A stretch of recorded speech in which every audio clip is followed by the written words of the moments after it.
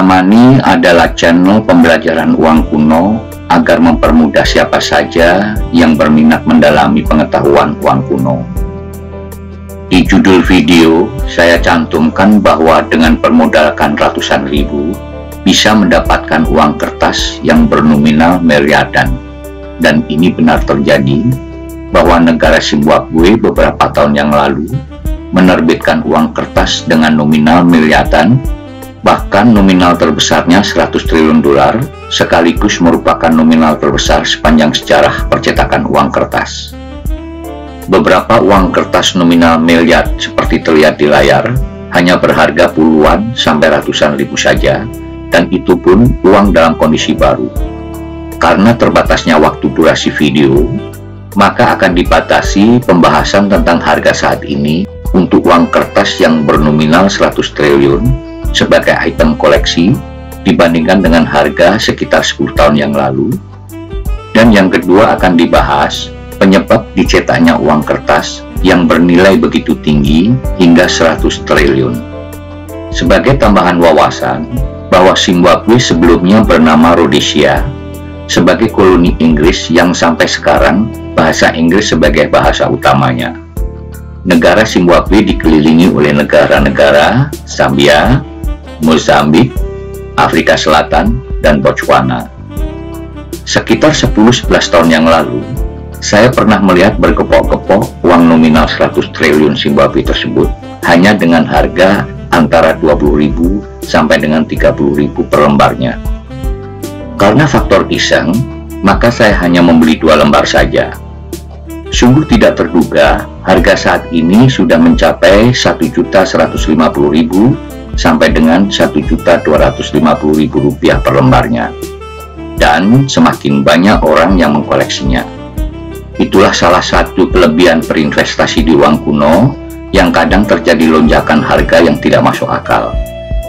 Pada sebuah masa di mana mata uang Zimbabwe sangat tidak stabil, yang dimulai pada akhir tahun 1990-an, tak lama setelah pencabutan kepemilikan tanah dari para tuan tanah, menuju akhir keterlibatan Zimbabwe dalam Perang Kongo Kedua. Hal tersebut berdampak pada perekonomian Zimbabwe hingga terjadi hyperinflation yang dimulai pada bulan Februari tahun 2007 dan puncaknya di pertengahan November tahun 2008 dengan tingkat inflasi mencapai 89,7 triliun persen. Bukan triliun lagi, tapi triliun. Bayangkan kalau triliun mempunyai jumlah 0,12, tapi triliun jumlah nolnya 21. Triliun mempunyai 12 nol.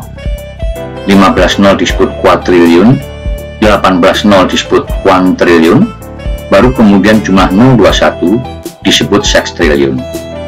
Sehingga bisa dikatakan pada November tahun 2008, puncak inflasi Zimbabwe pada tingkat 89,7 triliun persen, sehingga dengan tingkat hyperinflation yang begitu tinggi, pemerintah Zimbabwe mencetak uang nominal terbesarnya 100 triliun.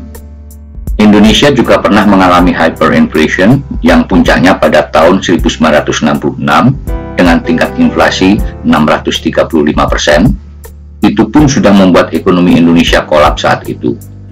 Apalagi tingkat inflasi yang begitu tinggi yang terjadi di Zimbabwe, sehingga Zimbabwe sempat menggunakan mata uang asing yaitu dolar Amerika.